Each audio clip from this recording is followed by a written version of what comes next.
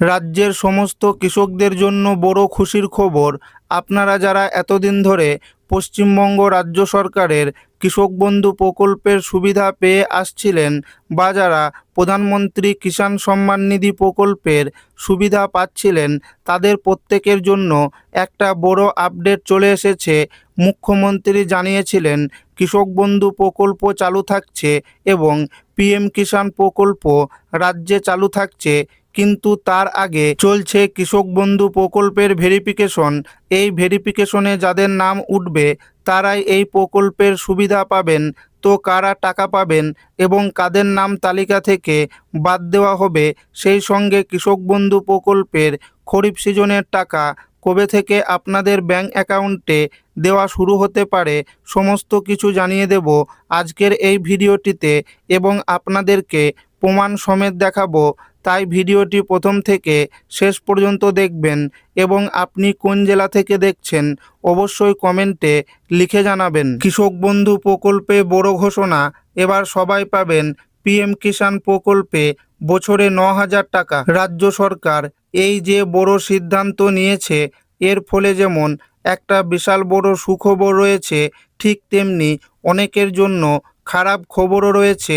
প্রথমত খারাপ খবরটা বলে দিই, এতদিন পর্যন্ত কৃষক বন্ধু প্রকল্পের নাম নথিভুক্ত করা বা টাকা পাওয়াটা অনেকটা সহজ ছিল, কিন্তু নতুন নিয়ম অনুযায়ী প্রচুর সংখ্যক এবার কৃষক বন্ধু প্রকল্পের তালিকা থেকে বাদ পড়ে যেতে পারেন। কেন বাদ পড়বে, কাদের নাম বাতিল হবে, তা জানিয়ে দেব। এবার সুখবরটি হলো, যারা যোগ্য কৃষক তারা তো কৃষক বন্ধু প্রকল্পের সুবিধা পাবেন, তার সঙ্গে পিএম কিষাণ যোজনাতেও আপনারা আবেদন করতে পারবেন। এতদিন যারা পিএম কিষাণের সঙ্গে টাকা পাচ্ছিলেন না, তারা এবার খুব সহজেই এই কেন্দ্রীয় প্রকল্পের আওতায় আসতে পারবেন। এবার আপনাদের মনে প্রশ্ন আসতেই পারে, তাহলে আমরা মোট কত টাকা পাবো? কৃষক বন্ধু প্রকল্পে জমির পরিমাণ অনুযায়ী টাকা দেওয়া হতো। যাদের বেশি জমি তারা 10,000 টাকা পেতেন, যাদের কম জমি ছিল তারা বছরে নিম্নতম 4,000 টাকা পেতেন। কিন্তু পিএম কিষাণ প্রকল্পে এবার কৃষকরা বছরে 9,000 টাকা করে পাবেন। সরকার থেকে ঘোষণা করা হয়েছিল যে প্রধানমন্ত্রী কিষাণ সম্মান নিধির বার্ষিক 6,000 টাকা তো কৃষকরা পাবেই, তার সঙ্গে পশ্চিমবঙ্গ রাজ্য সরকারের আরও 3,000 টাকা রাজ্য থেকে যুক্ত করে দেবে। অর্থাৎ 3টি কিস্তিতে 2,000 টাকার জায়গায় এখন থেকে 3,000 টাকা করে মোট 9,000 টাকা সরাসরি কৃষকদের ব্যাংক অ্যাকাউন্টে চলে আসবে। রাজ্য সরকার জুলাই মাসে একটি গুরুত্বপূর্ণ অফিসিয়াল বিজ্ঞপ্তি প্রকাশ করা হয়েছিল। সেই বিজ্ঞপ্তিতে বলা হয়েছে, কৃষক বন্ধু প্রকল্পের অধীনে উপভোক্তাদের যাচাই এবং পুনরায় নিশ্চিতকরণ। সরকারের উদ্দেশ্য হল প্রকৃত ও যোগ্য কৃষকরা যাতে আর্থিক সুবিধা পান, তার জন্যে একটি সোশ্যাল ভেরিফিকেশন চালানো হবে।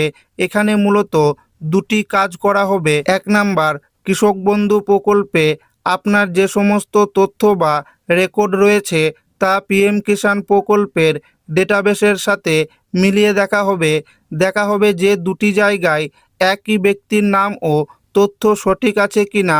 তথ্য মিলে গেলে এবং আপনি যোগ্য হলে আপনার নাম কৃষক বন্ধুতে তোলা হবে।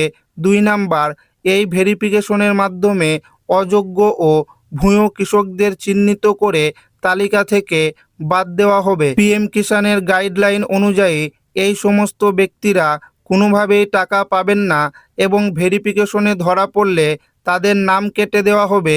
1 নাম্বার, যারা কোনো সরকারি চাকরি করেন, সেটা কেন্দ্র ও রাজ্য সরকার, পঞ্চায়েত, পৌরসভা, কোনো সরকারি অনুদানপ্রাপ্ত স্কুল কলেজে কোনো জায়গায় হোক না কেন। 2 নাম্বার, যারা ইনকাম ট্যাক্স বা আয়কর প্রদান করেন।